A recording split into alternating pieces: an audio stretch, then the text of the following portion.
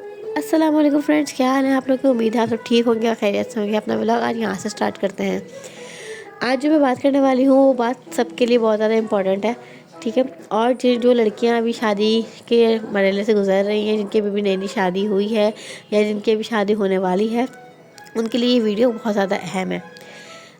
अच्छा, मुझे ये बात करनी है कि जो लड़कियां शादी होके आती हैं ना, वो ये बात दिमाग से निकाल दें कि हम शादी होते ही अपने घर पे ससुराल पे राज करने लगेंगे, या हम अपनी बहुत सारी अच्छी क्वालिटीज़ दिखा के या अच्छी बातें करके हम उनका दिल जीत लेंगे। ऐसा बिल्कुल भी नहीं है। शादी के स्टार्ट में ऐसा कुछ भी नहीं होता। आपको जो रंगीन सब कुछ नज़र आ रहा होता है ना, वो कुछ भी ऐसा नहीं होता, ठीक है। आपने वहाँ जाके खुद से ढलना होता है। सामने वाला कभी भी अपने को चेंज नहीं करेगा। मैं अगर अपना एक्सपीरियंस शेयर करूँ तो मेरा भी यही हाल था। जब मैं शादी होके आई थी तो मैं बहुत ज़्यादा कंफ्यूज हो गई थी, बहुत ज़्यादा। मुझे लगता था मैं पता नहीं कहाँ आ गई। मुझे लगता था मैं शायद स्कूल में मैंने एडमिशन ले लिया, और जो मेरी सास है वो मेरी प्रिंसिपल है, जो मेरी नंद है वो मेरी टीचर है। तो मुझे भी इस तरह का लगता था। और ये बात आप दिमाग में फिट कर लें कि आपकी सास हो या आपकी नंद, आपने उनकी हर बात को अच्छे पॉजिटिव वे में लेना है। अगर आपने ये बात सोच ली ना, तो आपकी ज़िंदगी बहुत अच्छी गुजरेगी, बहुत अच्छी गुजरेगी। बहुत से लोगों की, जब बहुत सी लड़कियों की नंदें नहीं होती, बहुत सी लड़कियों की सासें नहीं होती, तो कोशिश करें जो आपके साथ रह रहे हैं उन्हीं के साथ आप बहुत अच्छे से रह लें, उन्हीं का बहुत ख्याल कर लें, क्योंकि ज़ाहिर रहना तो उनके साथ ही है ना आपने। तो आप उन्हीं का ख्याल कर लें इस बात पे, क्योंकि आपके अच्छे और बुरे टाइम में यही लोग आपके काम आएंगे। आप कहीं दौड़ लगा के भागेंगे तो नहीं, आपके अच्छे और बुरे टाइम में यही काम आएंगे। हमेशा आप ये बात दिमाग में बिठा लें कि आपके अच्छे और बुरे टाइम में यही लोग काम आएंगे जो आपके साथ रह रहे हैं, वो चाहे आपकी नंद हो। और फिर जब मैं यहाँ पर आई तो मुझे ऐसा लगता था कि हर बात पे शायद मैं हर चीज़ गलत कर रही हूँ, कोई भी चीज़ मुझे सही करनी आती ही नहीं है। मुझे लगता था मैं इनके मुताबिक चल नहीं रही, जिस तरह से मेरी सास चाहती है, जिस तरह से मेरी नंद चाहती है, मैं उस तरह से कोई काम कर नहीं रही। और उस बात में मुझे शुरू में बहुत बहुत सुनने को मिलती थी। तो मैं ये सोचती थी, बोलती थी यार मुझे लगता है मैं शायद स्कूल में एडमिशन ले लिया है, और जो है ना मैं कोई गलत काम करूँगी तो मुझे डांट भी पड़ेगी, और जो है मेरी कंप्लेंट भी हो जाएगी मेरे शौहर से। तो यही वाली बात है। इस वजह से थोड़े से फिर मुझे खैर आहिस्ता आहिस्ता जब इंसान ज़िंदगी गुजारा होता है ना, तो आहिस्ता आहिस्ता करके इंसान को सब कुछ समझ आ जाती है। और माशाल्लाह से मैं तो भरे घर में आई थी, तो मुझे ज़्यादा इस बात का होता था एहसास कि यार मैं पता नहीं किस तरह से एडजस्ट करूँगी यहाँ पर, इतने सारे लोग हैं। और माशाल्लाह जो मेरी दोनों भाभियाँ थी वो माशाल्लाह बिल्कुल एक्सपर्ट थी हर काम में। ज़ाहिर है उनको भी मेरी सास ने सिखाया सब काम सब कुछ। और यकीन करें आज जो मैं माशाल्लाह सब काम करती हूँ, जो खाना बनाती हूँ, सब कुछ मैंने हर चीज़ अपनी सास से सीखी। और जो टेस्ट मेरी सास के हाथ में ना, वो तो मैं कहती हूँ लाजवाब टेस्ट है उनके हाथ में। माशाल्लाह से वो इतने अच्छे खाने बनाती है, इतने मज़ेदार खाने बनाती हैं। उन जैसा ही हमने बिल्कुल बिल्कुल एग्जैक्ट हमने उन जैसा ही सीखा। आज हमारे हाथ का खाना कोई भी खाता है तो यही कहता है कि यार बहुत मज़े का बना है। और मेरे ससुराल वाले जो है वो है दिल्ली वाले। तो दिल्ली वाले तो मतलब उनका तो खाना बहुत ज़्यादा मशहूर है कि वो खाने में इस तरह के मज़े चटपटे खाने खाते हैं। तो यही वाली बात है कि मेरे हाथ में भी वही टेस्ट आ गया। आहिस्ता आहिस्ता करके जब इंसान ज़िंदगी गुजार रहा होता है ना, थोड़ा टाइम ससुराल में दे देता है, तो फिर उसको आहिस्ता आहिस्ता करके जगह बनती है। एकदम जगह कभी भी नहीं बनती। और आजकल की लड़कियों का यही हाल है कि हम जहाँ शादी होकर जाएंगे वहाँ सास ससुर नहीं होने चाहिए। और लड़कियों वालों की ज़्यादा डिमांड होती है इस चीज़ की कि छोटी फैमिली हो, छोटी फैमिली हो। आपको नसीब से नहीं कोई भी नहीं लड़ सकता, सीधी बात ये, नसीब से कोई भी नहीं लड़ सकता।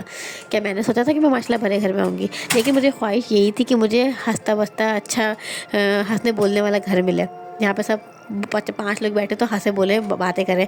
यकीन करें जब हम लोग सब बैठते हैं माशाल्लाह माशाल्लाह से, जब मेरी नंद वगैरह भी आती हैं, तो हम लोग इतना मज़ा आता है, इतना मज़ा आता है। हम लोग सब बातें करते हैं, हंसते हैं, बातें करते हैं। बहुत अच्छा, मतलब घर में एक बहुत अच्छा माहौल हो जाता है। और मेरी नंद जो है वो भी बहुत अच्छी है माशाल्लाह से।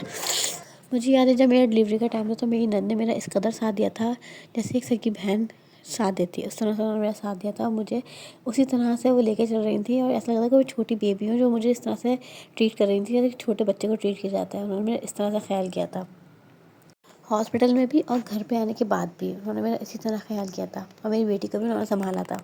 एकदम मैंने भी एकदम जगह नहीं बनाई है, मैंने आहिस्ता आहिस्ता करके जगह बनाई है। पहले मैंने भी बहुत टफ़ टाइम दिया। वही वाली बात है कि अगर औरत ये सोच लेना कि हमें टफ़ टाइम देना है और हमें हर चीज़ पे अपनी मर्ज़ी नहीं चलानी स्टार्ट में, और चलानी भी नहीं चाहिए, क्योंकि जिस घर में आप आ रही हैं उसमें उस घर में पहले आपकी सास की हुकूमत है, ठीक है, और उन्हीं की हुकूमत रहेगी। अगर आप ये सोचें कि नहीं हम आते ही हमारी हुकूमत हो जाए और शौहर भी हमारी सब बात मानने लग जाए, तो ऐसा बिल्कुल नहीं है। वो उनका बेटा है और वो जो है उन्हीं की बात मानेगा। ऐसा अगर आपने इस बात सोच ली कि हर चीज़ मेरी आते ही मेरी बात मानने लग जाए, जो मैं कह रही हूँ वो चीज़ करे, मेरी मेरी बात को ज़्यादा तरजीह दे, ऐसा बिल्कुल नहीं है। ऐसा अगर आपने सोच लिया तो फिर तो आपकी ज़िंदगी बिल्कुल ख़त्म है और बर्बाद है, सीधी बात ये है। और फिर ससुराल वाले भी स्टार्ट का ही देखते हैं, स्टार्ट में ही ऑब्ज़र्व करते हैं हर चीज़ की, ये लड़की है किस नेचर की, इसकी तरबियत क्या है, और तरबियत का और हर चीज़ का दिखाने का वही टाइम होता है स्टार्ट का। तो ये जब मैं अपना बता रही थी कि मैंने जब स्टार्ट में थोड़ा टफ़ टाइम दिया, और यकीन करें मेरा तो मुझे समझ आता था मैं करूँ तो क्या करूँ। लेकिन फिर आहिस्ता-आहिस्ता करके, मेरी नंद बहुत अच्छी है, मेरी नंद ने मुझे बहुत सारी चीज़ों पे ऐसा गाइड किया कि वो मुझे अपनी बहनों की तरह बिल्कुल गाइड करती थी हर चीज़, और उन्होंने मेरा बहुत हर चीज़ में साथ दिया। इवन आज भी मेरी कोई बात होती है ना, मेरे हस्बैंड से भी कोई बात होती है तो मैं डायरेक्ट उन्हीं को फ़ोन करती हूँ, उन्हीं से बात करती हूँ, उन्हीं से बात करके वो मसला हल होता है। वो बहुत अच्छी हैं। और जो है सीधी बात ये है कि मेरी सास थोड़ी-सी सख्त मिज़ाज की है, लेकिन जब इंसान स्टार्ट में अपना बहुत ज़्यादा रोब दिखा लेता है ना, तो उसके बाद जब वो समझ जाता है कि ये घर की बहू है और ये घर की इज़्ज़त है और ये इसी घर में रहने वाली है, ये मेरी बेटी की बीवी है, तो फिर आहिस्ता-आहिस्ता करके उससे भी दोस्ती हो ही जाती है। आज यकीन करें, मैं नीचे जाती हूँ, मैं ऊपर और नीचे इस तरह से रहते हैं हम लोग। मैं, मेरा ऊपर है और मेरी सास नीचे रहती हैं। लेकिन मैं यकीन करें नीचे जब भी जाती हूँ तो वही वाली बात है कि मेरी सास मुझसे इस तरह से पेश आती है जैसे मैं कहीं मेहमान आई हूँ या मैं कहीं दूर से आई हूँ। मेरे लिए चाय भी बनवाती हैं, मेरे लिए शरबत भी रखती हैं, सामने सब कुछ रखती हैं। तो ये टाइम लाने के लिए बहुत सब चीज़ें, बहुत सी कॉम्प्रोमाइज़ करने पड़ते हैं। सीधी बात ये, बहुत से कॉम्प्रोमाइज़ करने पड़ते हैं। बीच में मैं जैसे अभी बीच में रिश्ते वगैरह बहुत से आ रहे थे, मेरी कज़न वगैरह के, तो मेरी एक रिश्ते वाले से ना बातचीत हो गई थी। तो मैंने उनसे बातचीत की तो मुझे कहने लगी, जो भी रिश्ते वाली लड़कियाँ, वो लड़की वाले जो है ना, वो ये चाहते हैं कि जो है फैमिली छोटी हो, मतलब फैमिली छोटी हो या सास ससुर ना हो, या घर लड़के का अपना हो। ये बात भी ठीक है कि अगर आप घर डिमांड की बात कर रहे हैं कि घर अच्छा हो, अपना घर हो, तो इसमें कोई बुराई नहीं है। लेकिन ये बात रखना है कि सास-ससुर ना हो या फिर छोटी फैमिली हो, मुझे नहीं लगता कि आजकल की लड़कियों को या लड़कियों की माँओं को ये चीज़ रखनी चाहिए। नसीब की बात है, नसीब से कोई भी नहीं लड़ सकता, सीधी बात ये है। लेकिन आजकल की जो लड़की वाले जो है ना, उनकी ज़्यादा डिमांड्स होती हैं, लड़के वालों की कम होती है, लड़कियों वाले की ज़्यादा डिमांड्स होती हैं। इससे बेहतर आप डिमांड करने, बेहतर है कि अपनी लड़की को आप इतना परफेक्ट कर दें कि वो ससुराल में जाए तो रस बस जाए और सबकी नज़रों में बहुत अच्छी उसकी इज़्ज़त हो। आजकल की माँओं ने सोच लिया है कि लड़की जाएगी ससुराल में जाके सीख लेगी, ससुराल में जाके सीख लेगी सब कुछ ससुराल। तो भाई आप अपने घर से तो सिखाएँ पहले कुछ। जब मैंने यहाँ पे अपने ससुराल में पहली दफ़ा आटा गूँधा था तो मेरी सास ने मुझे ये बात बोली थी कि तुमने कितना अच्छा आटा गूँधा है। कह लेंगी बिल्कुल उसी तरह आटा गूँधा जिस तरह मैं आटा गूँधती हूँ। और मुझे पहले रोटियाँ बनाना बिल्कुल भी नहीं आती थी। जो बात है, मुझे रोटियाँ बनाना बिल्कुल नहीं आती। मुझे हर तरह के राइस वगैरह सब बनाने आते थे, लेकिन मुझे रोटियाँ बनाने नहीं आती थी।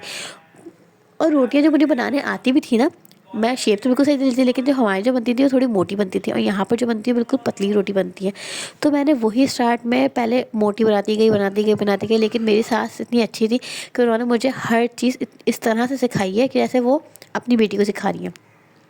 उन्होंने मुझे हर तरह से गाइड किया कि ऐसे बनाओ, ऐसे बनाओ। पहले रोटी सेकती ही वही थी, मैं बेलती थी।